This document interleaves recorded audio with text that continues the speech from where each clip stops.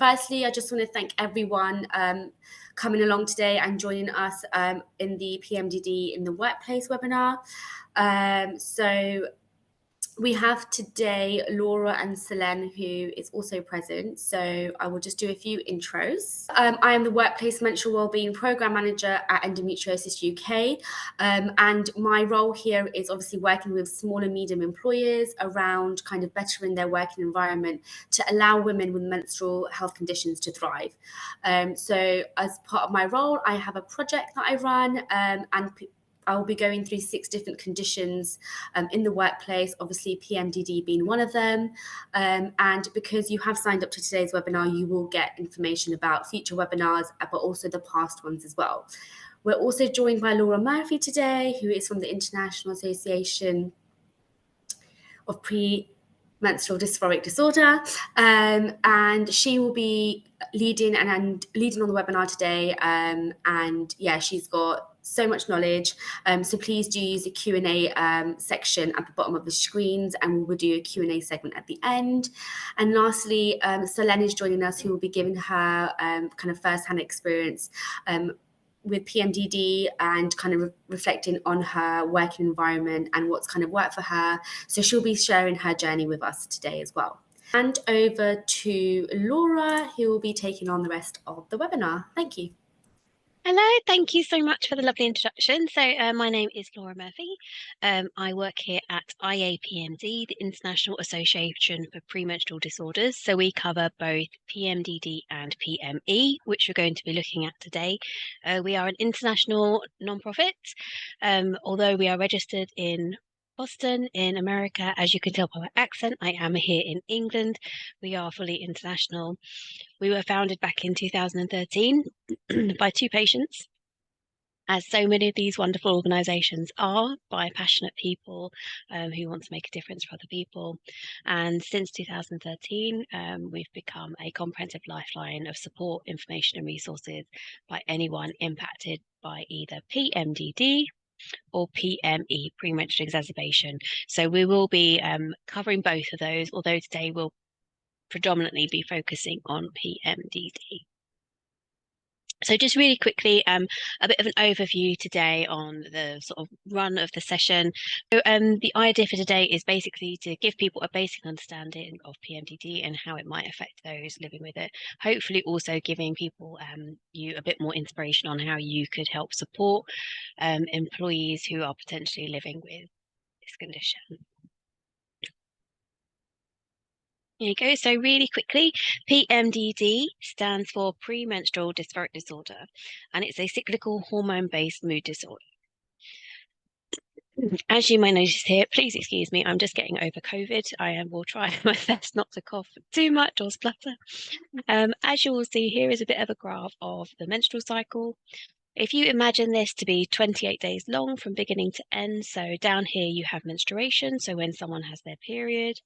Follicular phase, ovulation, this happens around day 14, and then this luteal phase lasts around 14 days as well. You know, not that everyone has regular 28-day cycles, you know, things aren't as simple as that. So PMDD symptoms will only ever be present in this phase in between ovulation and around the time of your period. You'll notice here that there is an area that is free of any symptoms between having the period and the next ovulation. So the symptoms only occur in this period here, no pun intended, ovulation to luteal phase. It'll happen every menstrual cycle when an ovulation occurs. It's really common, as you can tell by anyone, speaking with anyone who lives with PMDD, it is very commonly misdiagnosed, often as bipolar disorder, or often written off as just bad PMS, even when it can be incredibly serious. Severity will differ, timings and severity will differ from person to person. So there's now thought to be subtypes of PMDD. So whereas some people will have continuous symptoms from here, ovulation, right the way through until their period, some people may have symptoms around ovulation, then again, not until up near their period. Others may go the whole way through. Others may find that there's a build-up in symptoms, sort of coming up to a bit of a crescendo just as the period starts. I know that's definitely how mine used to go, I used to have a difficult ovulation, and then the anxiety would kind of build over the next sort of 10 to 12 days. So symptoms of PMDD, remembering again that they only happen within that luteal period, luteal phase. Here is the diagnostic criteria. Again, remembering these symptoms occur during the week or two before menstruation and go away within a few days after the bleeding begins. So the symptoms can include mood changes, irritability, anger, increased personal conflict, depressed mood, feelings of hopelessness and worthlessness and guilt, anxiety, tensions, feelings of being keyed up on edge. They are the four core. So to have four core emotional symptoms for a diagnosis of PMDD, at least 5 of these symptoms, one of which must be one of these top 4 listed in bold. Hypersomnia, I'm just going to jump around a little bit, is excessive sleepiness. I don't know if Soline can relate, but I think I fell asleep walking once. I was so tired, my legs were like treacle. It was absolutely exhausting. Some people have insomnia. They will have trouble falling asleep, changes in appetite, feeling very overwhelmed. And some people, but not all people, will have physical symptoms such as breast tenderness, swelling, muscle pain, weight gain. However, the predominant feature of PMDD are these really difficult psychological symptoms. And these symptoms can be mild, moderate, or severe, but by definition, they will be severe enough to warrant, I say clinical action, they need to be clinically significant. So to the point where someone would need to go and see a doctor or ask for some professional help. And that's one of the questions we get a lot. What's the difference between PMS and PMDD? And the answer is we don't actually know. It's a spectrum. So although it is frustrating as a PMDD patient having when your life is severely impacted by these conditions, people don't like it necessarily to be linked to PMS. However, it is a spectrum disorder, and the difference between PMS and PMDD is impact. We don't know about the cause yet.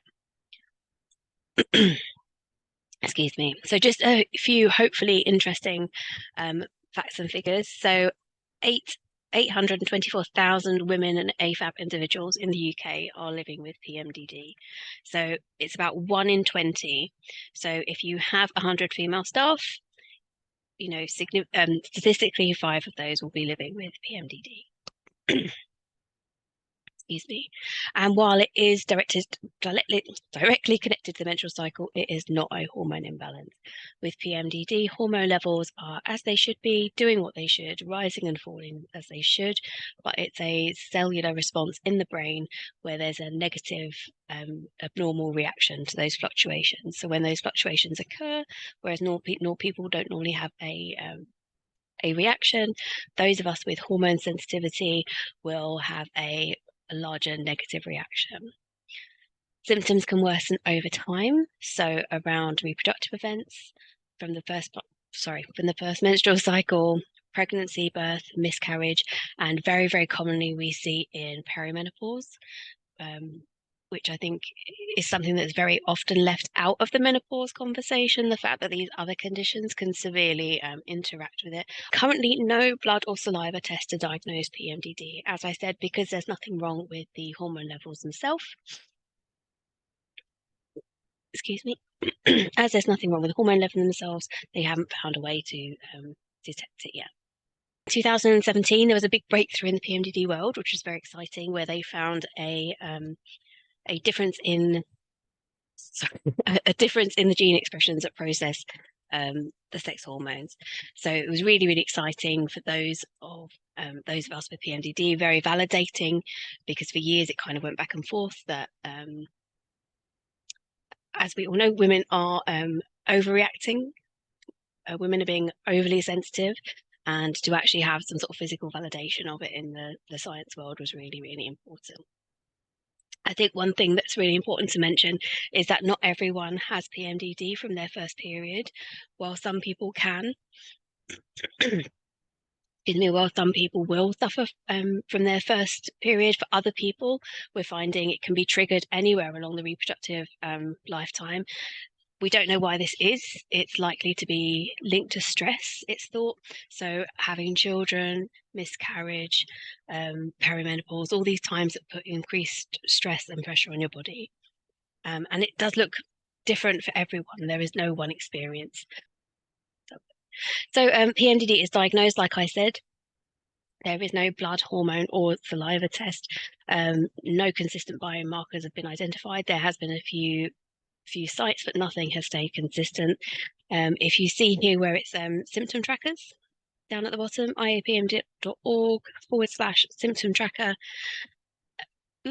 you can download either this app, PMDD, or these free paper trackers where you can track your symptoms alongside your menstrual cycle. And it's really important that you do that every day, not just on your worst days.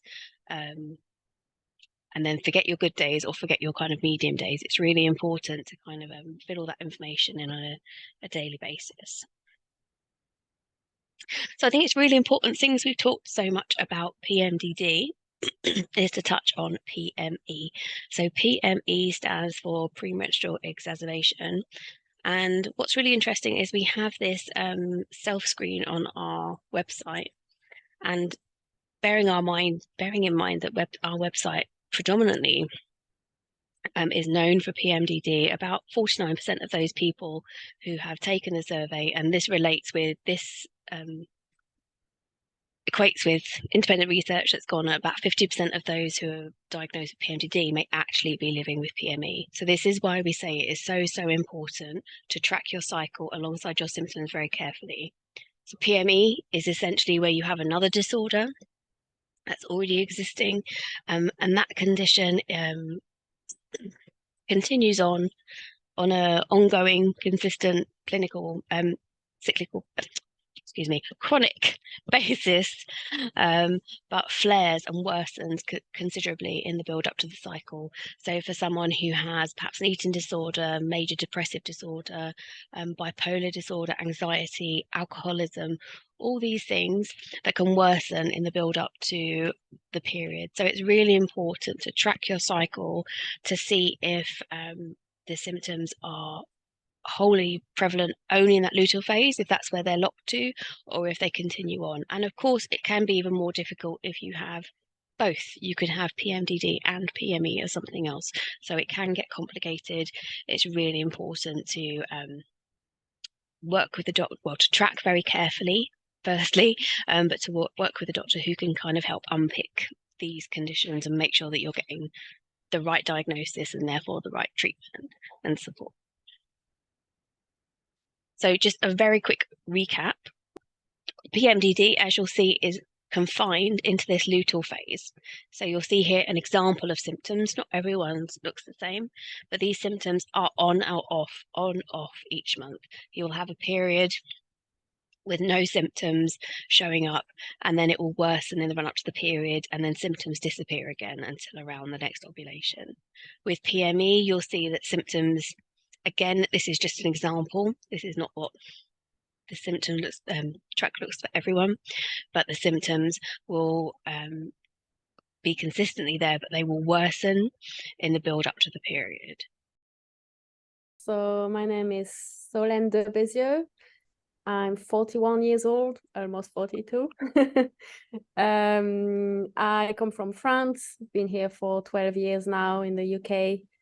I live with my partner and my 3-year-old, Mina. And work-wise, so I don't work for myself. I am an employee. I am a research administrator in a research institute in London, the Crick Institute.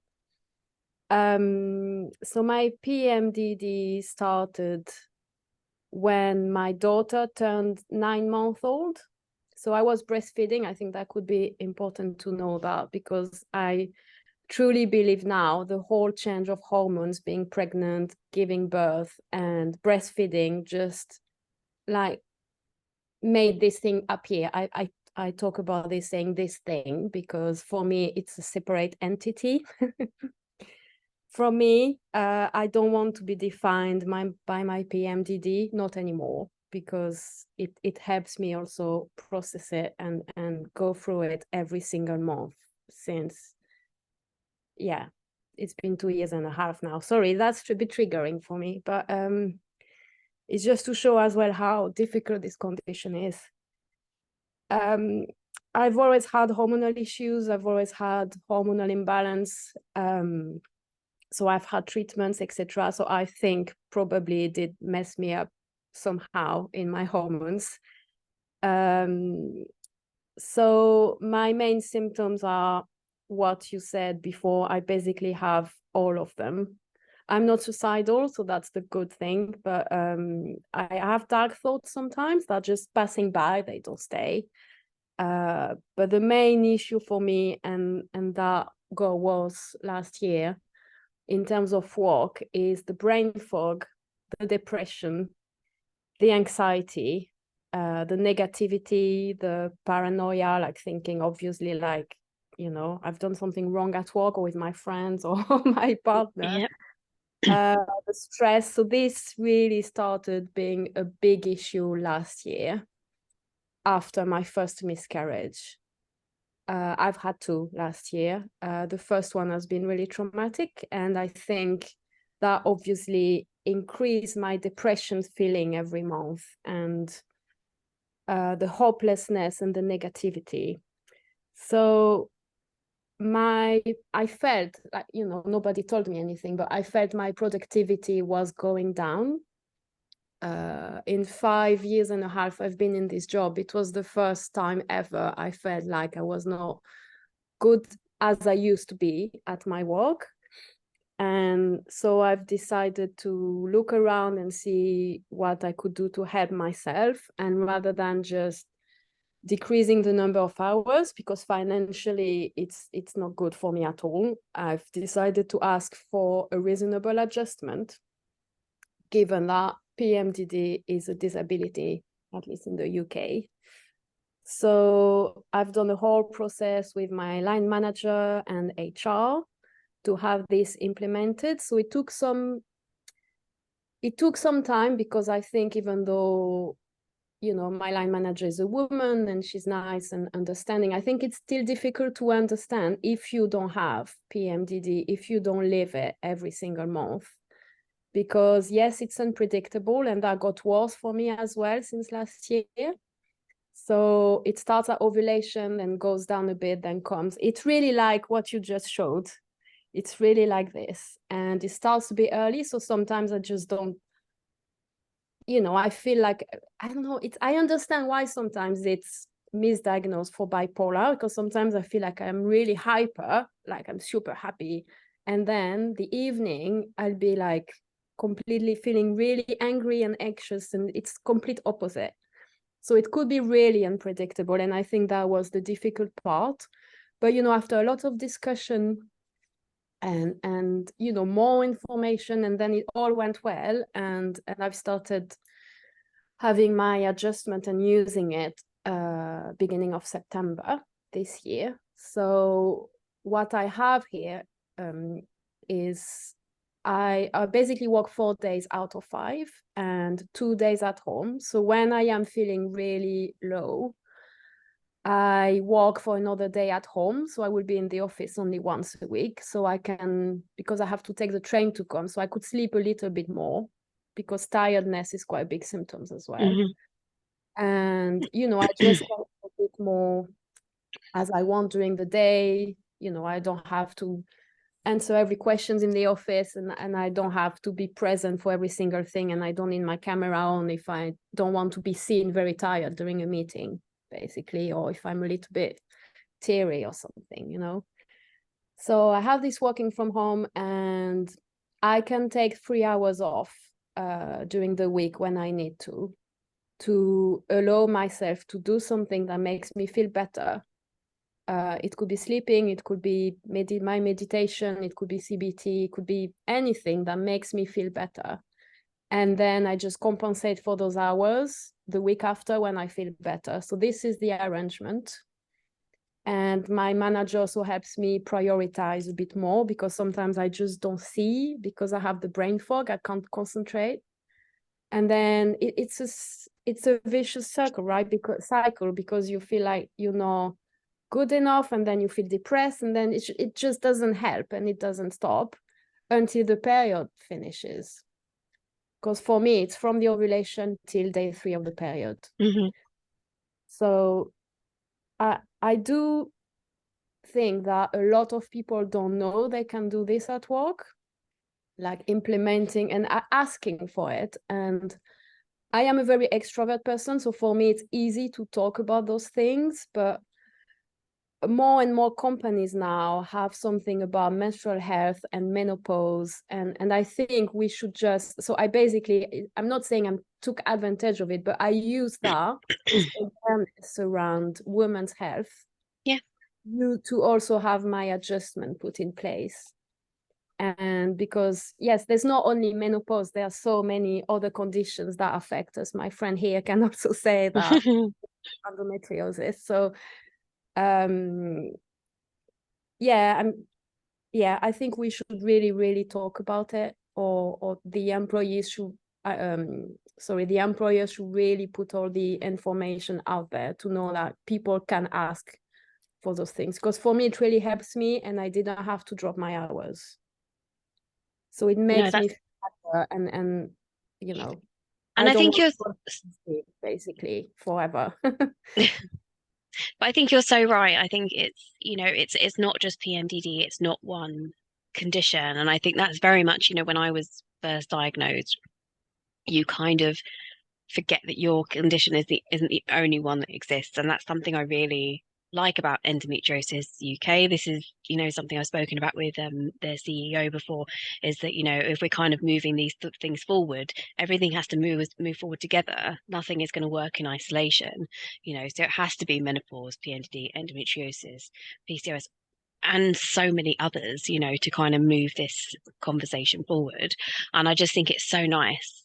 Well, firstly, thank you for sharing, Celine, but I think it's also so nice that you've had colleagues join you today to support you and learn more. I think that's just such an important factor. Oh, well, it's really nice. So thank you very much.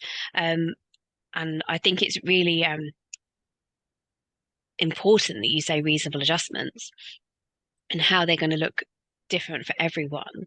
And I was kind of thinking about this earlier. I'm post-op now, so now I have the surgical menopause fund to manage. But I was thinking about different ways, what would have helped me at that time. And it's quite an interesting thought. And I think you're so right that people should not be shy in kind of reaching out for assistance and reasonable accommodations. Do you find that 3 hours a week is enough to kind of buffer things for you? Well, I think I will need a day, to be honest. Yeah. I can't really do this, and I had to make a choice because I didn't want to drop my hours. I mean, that's a issue as well, and I don't want, my job description to be affected by this as well. I mean, PMDD affect me enough. So that's for me, and for my manager, she's very happy with how it goes, and I'm very happy. And that also made me realize, I have my friends who have or not this type of condition. I have my partner who's been extremely supportive. But, you have all those people, and I'm really lucky being supportive. But then we don't realize, actually, it's difficult to understand for somebody who really don't have this. And yeah, I understand it takes some time and discussions, because obviously for a line manager or even a colleague, who you do important work with, it might be a bit scary thinking, oh my God, like we have an important meeting tomorrow and maybe she's gonna cancel, and then so I kind of understand better now that I'm looking back at it. But that's why we need more policies in place. But more hormonal condition as a whole, like all the hormonal conditions that could affect you in your work, to have a better understanding. And they can also tell you, oh, you can have a treatment or something like that, but this is not easy either. I am on HRT, only progesterone, because I'm trying to conceive again. And yeah, it makes me extremely tired as well. It makes me feel worse to have HRT 2 weeks a month. Because my diagnosis is hypersensitivity to hormones. So as you say, I don't have issues with my hormonal levels, but I'm just extremely sensitive to any changes. And I think a lot of patients could relate to that. I think that's something that came up a lot when I asked a group of other patients around this. And one of the things was that it's not only living with the condition, it can be when you're trialing those treatments and how they impact you. I know myself exactly the same when I started chemical menopause and when I started HRT. It was incredibly difficult and challenging. So I think that's such a important point. Totally agree. Thank you so much. So I'm just going to go back to these other few slides. Bear with me a second. I'm going to give everyone a quick second to read these. These were some useful sort of things that came from patients when we discussed it with them.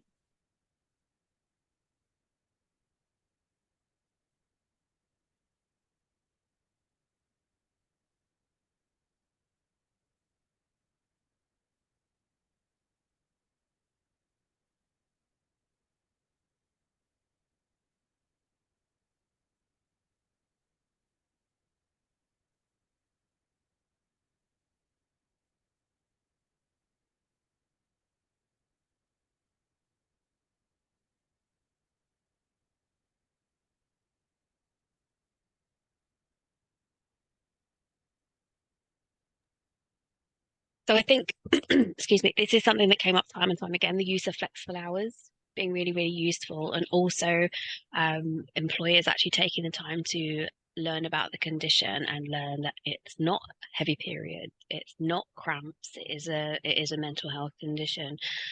Although there can be physical aspects of it, the majority are difficult psychiatric symptoms.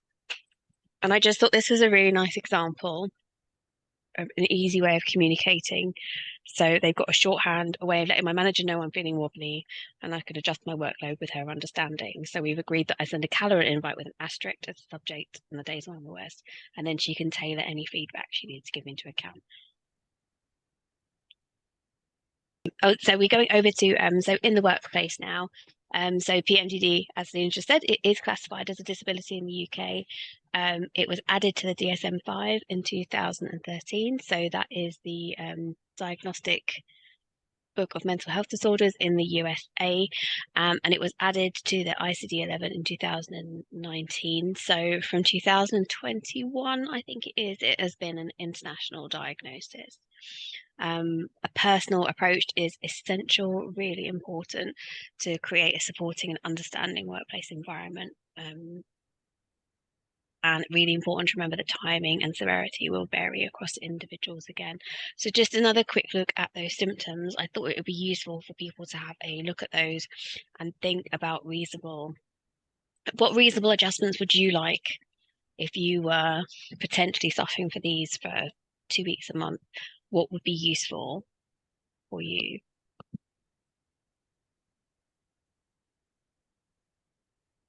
Oh, excuse me.